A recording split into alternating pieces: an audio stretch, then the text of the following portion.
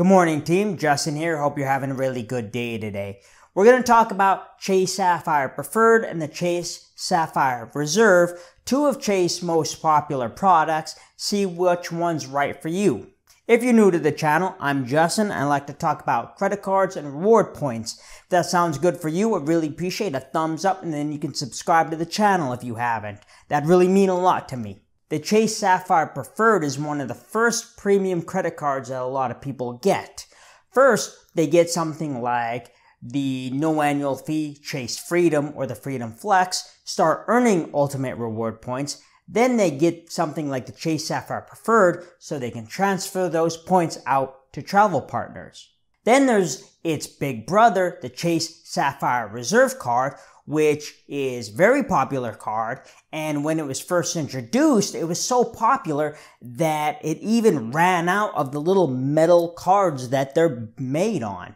But recently, the Chase Sapphire Reserve has upped its annual fee to $550. So some people don't believe it's such a great value anymore. So let's take a look at these two cards, see how they compare. First, we'll talk about Chase Sapphire Preferred. Right now, this card has a welcome offer of 60,000 points after spending $4,000 in the first 3 months. Also comes with a $50 statement credit when you book a hotel through the Chase portal. You earn 5 points when booking travel through the Chase portal. You'll earn 3 points back on dining. You'll earn 3 points back on online grocery stores. 3 points back on select streaming services, 2 points back on all other travel, and then 1 point on everything else.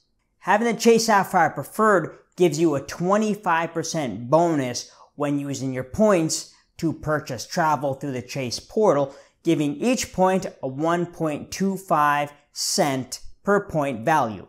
It also comes with some great insurance to the card.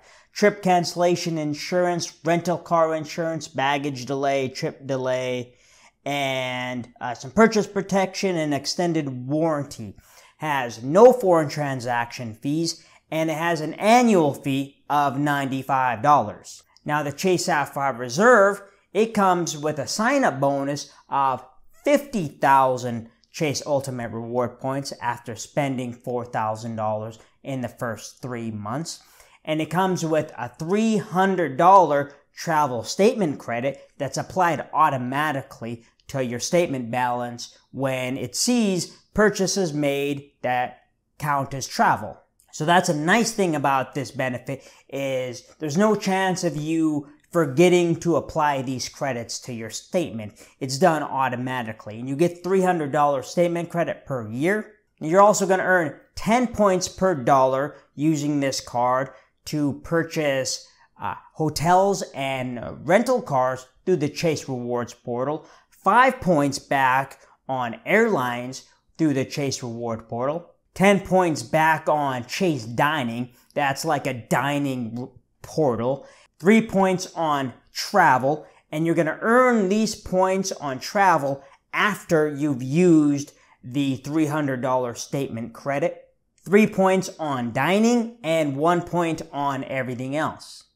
Now, when you get the points and you want to redeem them through the Chase Reward portal, the Chase Sapphire Reserve is going to give you a 50% bonus on the value of your points. So you could redeem those for 1.5 cents per point through the portal. The Reserve also has a bunch of the same insurance that the Preferred does, but on the Reserve, the rental car coverage is better, and it also has evacuation travel insurance. And it's going to have an annual fee of $550. Few other benefits of the Reserve is that it has a $100 TSA pre-check credit, has access to the Priority Pass lounges, and then access to the luxury hotel and resort collection, giving you things like room upgrades, early check-in, and late check-out. Let's look at these side by side and see how they stand up. First, we'll look at the annual fee. We have the Preferred, $95, and then the Reserve, $550.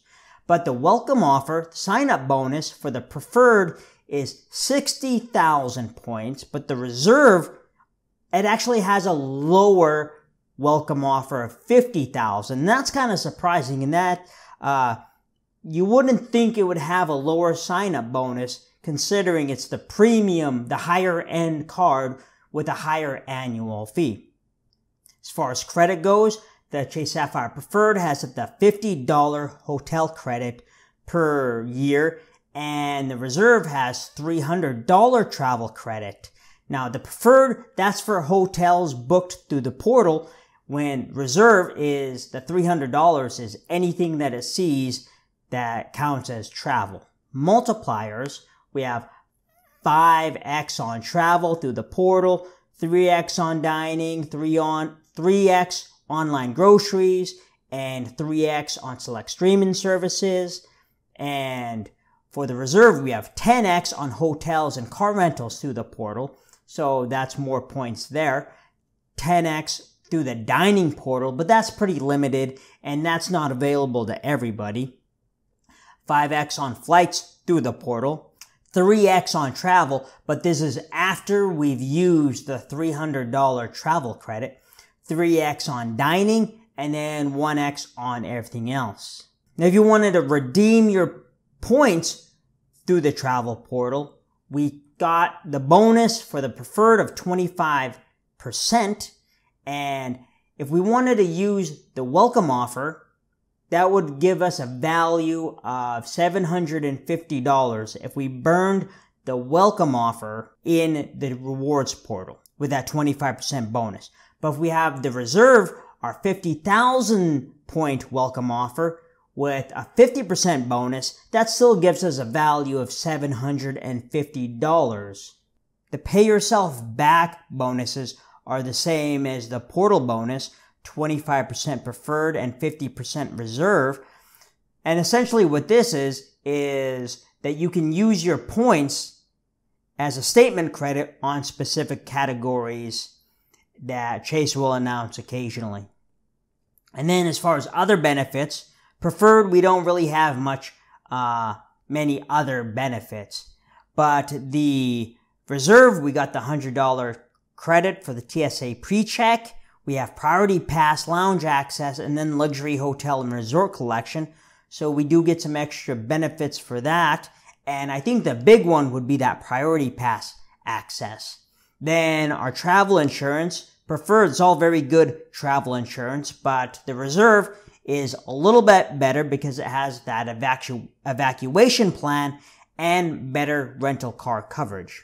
The statement credit for the Reserve brings the annual fee down to $250. So if you value these extra things like priority pass, better insurance, and higher multipliers, then the Reserve may be a better card for you. Now, Chase says that you can only have one Sapphire card. You can only have the Chase Sapphire Preferred or the Chase Sapphire Reserve. You are eligible for welcome offers after 4 years of your last welcome offer. So you could have a card, get the welcome offer, use it for a few years, cancel it, and then sign up for the other card, get that welcome offer, as long as that 48 months has passed since your last welcome offer. Either way though, if you like Chase Ultimate Reward Points, I don't think you can go wrong with either of these two cards. So go ahead and leave a comment down below. What do you like better, the Chase Sapphire Reserve or Chase Sapphire Preferred?